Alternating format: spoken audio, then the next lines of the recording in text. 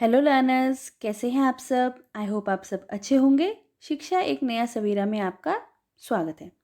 बच्चों, आज हम एक कविता पढ़ेंगे। कविता का शीर्षक है घर की याद। इसकी रचयिता हैं भवानी प्रसाद मिश्र।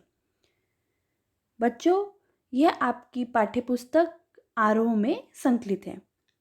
बच्चों, कविता शुरू करने से पहले, उसके भावार्थ को समझने से पहले हम कवि के बारे में थोड़ा सा जान लेते हैं। सहज लेखन और सहज व्यक्तित्व का नाम है भवानी प्रसाद मिश्र।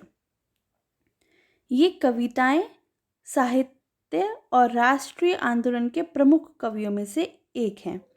गांधीवाद में बच्चों इनका अखंड विश्वास था। इन्होंने गांधीवाद में के हिंदी खंडों का संपादन कर कविता और गांधी जी के बीच सेतु का काम किया। इनकी कविता हिंदी की सहज लय की कविता है। बच्चों, जो ये प्रस्तुत कविता है आपके जो पाठ्य पुस्तक में है, इस कविता में घर के मर्म का उद्घाटन है। कवि को जेल प्रवास के दौरान घर से विस्थापन की पीड़ा सालती है, मतलब दुखदाई है। कवि के स्मृति संसार में उसके परिजन एक एक कर शामिल होते चले जाते हैं। घर की अवधारणा की सार्थक और मार्मिक याद कवि की कविता की जो है वो केंद्रीय संवेदना है कि वो जेल में रहते हैं तो वहाँ पे ये कविता लिखते हैं, उन्हें अपने घर की याद सताती है। इसी के लिए उन्होंने इस कविता की रचना की। चलिए बच्चों, अब हम कविता के पद को एक एक करके पढ़ते व समझते हैं। आज पानी गिर रहा है, बहुत पानी गिर रहा है, रात भर गिरता रहा है, प्राण मर धिरता रहा है। बहुत पानी गिर रहा है, घर नज़र में तिर रहा है, घर की मुझसे दूर है जो, घर खुशी का पूर है जो। अर्थात इसमें जो बच्चों प्रसंग लिखोगे जब आप, प्रस्तुत काव्यांश पाठ्य पुस्तक आरोह भाग 1 में संकलित कविता घर की याद से लिया गया है। इसके रचयिता भवानी प्रसाद मिश्र हैं। यह कविता जेल प्रवास के दौरान लिखी गई। एक रात लगातार बारिश हो रही थी तो कवि को घर की याद आती है, तो वह अपनी पीड़ा व्यक्त करता है। अपने पीड़ा को वह कविता का रूप दे देते हैं। कवि बताता है कि आज बहुत तेज़ बारिश हो रही है, आज पानी गिर रहा है और रात भर से बहुत पानी गिर रहा है, अर्थात वर्षा हो रही है। ऐसे में उनके मन और प्राण में घर की याद सताती है। बरसते हुए पानी के बीच रात भर घर कवि की नज़रों में घूमता रहा। उसका घर बहुत दूर है, परंतु वह खुशियों का भंडार है। उसके घर में 4 भाई हैं। बहन मायके में यानी पिता के घर आई है। घर की आगे बोलते हैं, घर में 4 भाई, मायके में बहन आई, बहन अब आई बाप के घर, हाय रे प्रताप के घर। घर में सब जुड़े हैं, सबकी इतने कब जुड़े हैं, 4 भाई 4 बहनें, बुझा भाई प्यार बहनें। तो उन्हें बच्चों इसमें क्या होता है, जब वो अपने जेल प्रवास में रह रहे होते हैं, जेल में सज़ा काट रहे होते हैं, तब उनको अपने घर की बहुत याद सताती है। तो उनको अपने सारे भाई बहन माँ बाप सब याद आते हैं। तो जो बहन होती है वह मायके में आई होती है, मायके अर्थात माँ पिता के घर में, माँ के घर में। यहाँ आकर उसे दुख ही मिला क्योंकि उसका एक भाई जेल में बंद है। घर में आज सभी एकत्रित होंगे, वह सब आपस में जुड़े हुए हैं। उसके 4 भाई व 4 बहनें हैं, चारों भाई बुझाए हैं तथा बहनें प्यार हैं।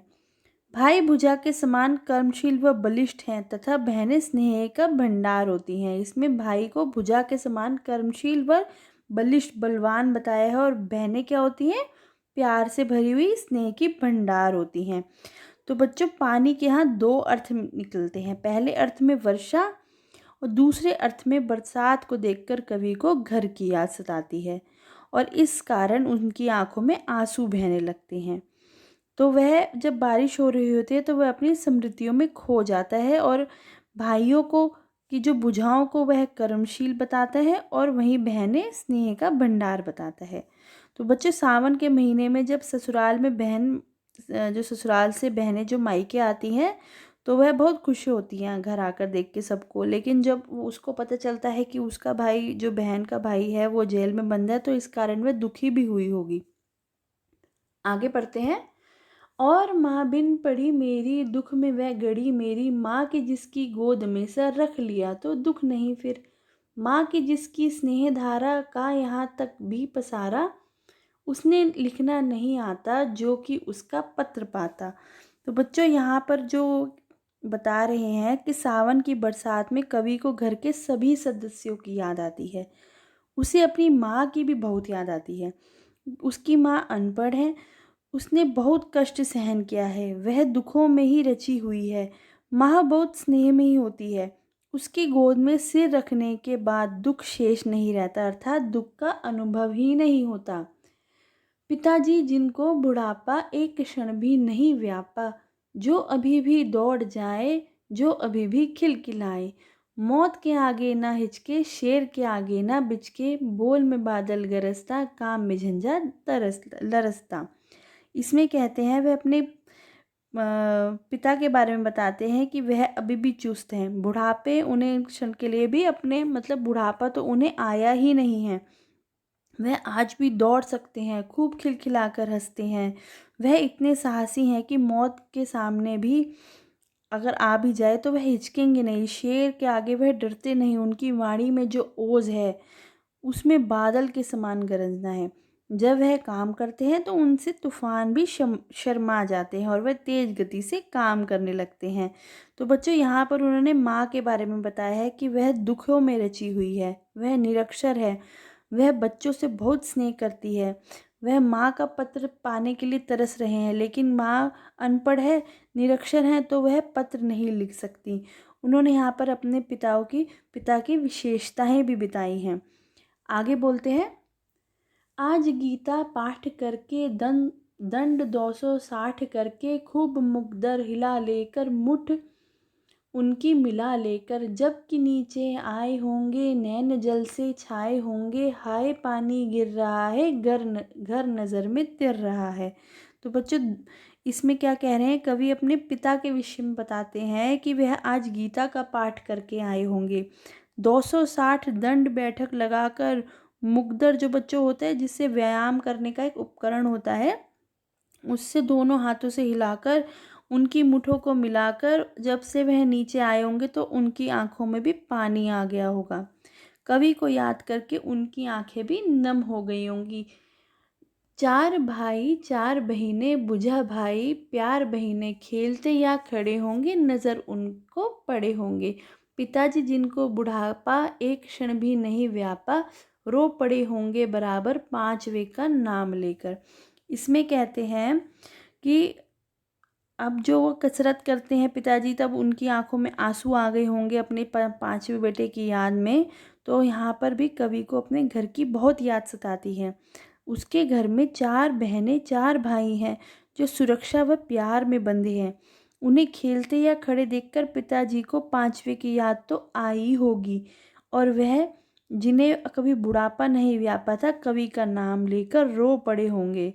तो बच्चों, यहाँ पे क्या बता रहे हैं कि जो पिता हैं, कवि के पिता गीता का पाठ करते हैं, कसरत करते हैं, और उनका मन एकदम साहस है, लेकिन वो अपने 5वें पुत्र की याद में दुख उनको ज़रूर हुआ होगा। यह सब कवि सोच रहे हैं। आगे बोलते हैं। 5वां हूँ मैं अभागा, जिसे सोने पर सुहागा, पिताजी कहते रहते हैं, प्यार में बहते रहे हैं। आज उनके स्वर्ण बेटे, लोग होंगे उन्हें हेटे, क्योंकि मैं उन पर सुहागा बांधा बैठा हूँ अभागा। इसमें कवि अपने आप को ही दोष देते हैं। कहते हैं कि जब उनको घर की याद सता रही होती है, तो वो बोलते हैं उनका जो 5वां बेटा है वो भाग्यहीन है, वह उनके साथ नहीं है, परंतु पिताजी को सबसे प्यारा है।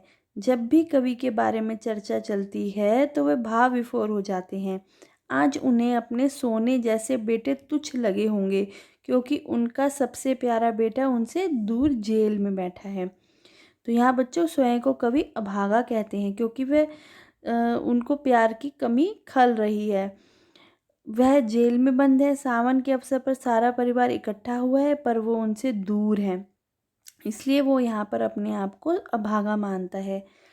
और माँ ने कहा होगा, दुख कितना बहा होगा, आंखों में किस लिए पानी, वहाँ अच्छा है भवानी। वह तुम्हारा मन समझकर और अपनापन समझकर गया है, सो ठीक ही है, यह तुम्हारी लीक ही है। पाँव जो पीछे हटाता, कोख को मेरी ले जाता, इस तरह हो न कच्चे, रो पड़ेंगे और बच्चे। तो बच्चों, इसमें माँ ने पिताजी को समझाया होगा। ये सब कवि सोच रहे हैं कि ऐसा करते समय उनके मन में भी बहुत दुख बहा होगा। वह कहती हैं, भवानी जेल में बहुत अच्छा है, तुम्हें आंसू बहाने की ज़रूरत नहीं है। वह आपके मार्ग दिखाए हुए मार्ग पर ही तो चल रहा है और इसे अपना उद्देश्य बनाकर गया है, तो यह ठीक ही है। ये तुम्हारी ही परंपरा है, इसने आगे ही बढ़ाया है, तो इसलिए तुम अधिक कमज़ोर होने की ज़रूरत नहीं है। यदि तुम भी रोगे तो बच्चे भी रोएंगे। तो यहाँ पे बच्चों, जो भवानी के जो पिता हैं वह देशभक्त थे, तो वह भी ब्रिटिश सत्ता को ख़त्म करना चाहते थे। तो इसी भाव को समझकर भवानी जी ने भी स्वाधीनता आंदोलन में भाग लिया और वह जेल गए। वहाँ जाकर फिर उन्होंने इस कविता की रचना की। पिताजी ने कहा होगा, हाय कितना सहा होगा, कहाँ मैं रोता कहाँ हूँ, धीर में खोता कहाँ हूँ। हे सजीले हरे सावन, हे कि मेरे पुण्य पावन, तुम बरस लो ना बरसे, पाँच वे को वो न तरसे। मैं मजे में हूँ सही है, घर नहीं हूँ बस यही है, किंतु यह बस बड़ा बस है, इसी बेस में सब विरस है। तो इसमें बच्चों धैर्य मानने को कहा गया है कि माता की बातें सुनकर पिता ने कहा होगा, मैं रो नहीं रहा हूँ, मैं तो धैर्य ना ही अपना धैर्य खो रहा हूँ। यह बात कहते हुए उनके सारे मन की जो पीड़ा है वह खत्म हो गई होगी। कवि सावन को संबोधित करते हुए कहते, हे साजल हरे सावन, तुम कितने अत्यंत पवित्र हो, तुम चाहे बरसते रहो, परंतु मेरे माता पिता की आंखों में आंसू न बरसे। वह अपने पांचवें बेटे की याद करके दुखी न हो, वह मज़े में है, इसमें कोई संदेह नहीं है। केवल इतना ही तो नहीं कि वह घर पर नहीं है, पर घर के वियोग को मामूली सा मान रहा है, परंतु यह कोई साधारण घटना नहीं है। इस वियोग से मेरा जीवन दुख में बन गया है, मैं अलगाव का नरक भोग रहा हूँ। तो बच्चों, यहाँ पर जो कविता में कहना चाहते हैं कि सावन को ये संदेश देते हैं कि वह मज़े में है। सावन को बोलते हैं कि अब मेरे घर वालों को जाकर कह दो कि उसकी चिंता बिल्कुल ना करें, वह घर से दूर है, लेकिन वह अपनी यादों में घर को समेटे हुए रखे हुए हैं। आगे बोलते हैं, किंतु उनसे ये न कहना, उन्हें देते धीर रहना, उनसे कहना लिख रहा हूँ, उनसे कहना पढ़ रहा हूँ, काम करता हूँ कि कहना, नाम करता हूँ कि कहना, चाहते हैं लोग कहना, मत करो कुछ शौक कहना। तो बच्चों, इसमें कवि सावन से कहता है, तुम मेरे माता पिता से मेरे कष्टों के बारे में मत बताना, तुम उन्हें धैर्य देते हुए ये कहना कि वे जेल में पढ़ रहे हैं, साहित्य लिख रहे हैं, काम कर रहे हैं, देश का नाम रोशन कर रहे हैं। यह उनसे अलग अनेक लोग चाहते हैं, उनसे शोक करने की बात बिल्कुल भी ना करना। मैं यहाँ पर सुखी हूँ, सूत काटने में व्यस्त हूँ, मेरा वजन 70 सेर है, मैं ढेर सारा भोजन करता हूँ, खेलता कूदता हूँ, तो बिल्कुल भी शोक करने की बात नहीं है। मैं और कहना मस्त हूँ, मैं काटने में व्यस्त हूँ, मैं वजन 70 सेर मेरा और भोजन ढेर मेरा, कूदता हूँ खेलता हूँ, दुख डट कर झेलता हूँ और कहना मस्त हूँ मैं, ये न कहना अस्त हूँ मैं। हाय रे ऐसा न कहना कि जो वैसा न कहना, कहना देना जागता हूँ, आदमी से भागता हूँ। तो इसमें वह ढेर सारा भोजन करते हैं, खेलते कूदते हैं और दुख को तो अपने नज़दीक आने ही नहीं देते। वह मस्त रहते हैं और जैसे डूबते सूरज सा वह निस्तेज हो गए हैं, परंतु उनसे यह मत कहना कि मैं डूबते सूरज जैसा निस्तेज हो गया हूँ। तो बच्चों, इसमें जेल की मानसिक यातनाओं को अपने माता पिता से छिपाना चाहते हैं, ताकि उसके जो वृद्ध माता पिता हैं वह अपने पांचवें बेटे के लिए चिंतित ना हो। तो वो यही संदेश देना चाहते हैं कि वह मस्त हैं, मतलब अपनी जो जेल यात्रा, जो जेल में कष्ट दिए जा रहे हैं, तो वह कहते हैं मैं मस्त हूँ। उनको परिवार की याद तो सताती है, तो अगर वह दुखी होंगे तो उनके घर के सदस्य भी दुखी होंगे। आगे बोलते हैं, कह न देना मौन हूँ मैं, खुद न समझूं कौन हूँ मैं, देख न कुछ बक न देना, उन्हें कोई शक न देना। हे सजीले हरे सावन, हे कि मेरे पुण्य पावन, तुम बरस लो वो न बरसे, पाँच वे को वो न तरसे। तो यहाँ पर बच्चों कवि सावन को सावधान करते हुए कहते हैं कि मेरे परिजन को मेरे बारे में मत बताना, यहाँ की सच्चाई तो बिल्कुल भी मत बताना। उन्हें यह न बताना कि वह देर रात तक जागते हैं, आम जो आदमी हैं उनसे दूर भागते हैं, चुपचाप रहते हैं, और यह न बताना कि चिंता में वह डूबकर खुद को भूल जाते हैं। तुम सावधानी से सारे बातें बताना कि कोई शक ना हो पाए किसी को भी कि वह दुखी हैं। हे सावन, तुम पुण्य कार्य में लीन हो, तुम स्वयं बरसकर धरती को प्रसन्न करो, परंतु मेरे माता पिता की आंखों में आंसू न बहने देना, उनसे कहना कि मेरी याद न आने देना। तो यहीं पर वह बच्चों सावन से आग्रह करने को कहते हैं कि मेरी वास्तविकता न बताई जाए कि उनकी पुत्र की दशा कैसी है। कभी निराश है, वह रात भर जागते रहते हैं, आम आदमी के संपर्क से दूर रहते हैं, वह चुप रहते हैं, वह स्वयं को भी भूल जाना चाहते हैं। तो बच्चों वहाँ इन्होंने यहाँ पर जो सावन को सजीले पुण्य पावन की जो उपमा दी है वह बहुत ही सटीक प्रतीत होती है। सावन को वह संदेश वाहक बनाकर अपने माता पिता तक संदेश भेजना चाहते हैं, साथ ही साथ चेतावनी भी देते हैं कि कहीं वो सारी बातें बता न दे। तो बच्चों आई होप आपको ये कविता का सार समझ में आया होगा। अगर अच्छा लगा है तो कविता वीडियो को लाइक करें, अगर आप न्यू है तो चैनल को सब्सक्राइब करें और अपने फ्रेंड्स के साथ ज़्यादा से ज़्यादा शेयर करें। Thank you and have a nice day.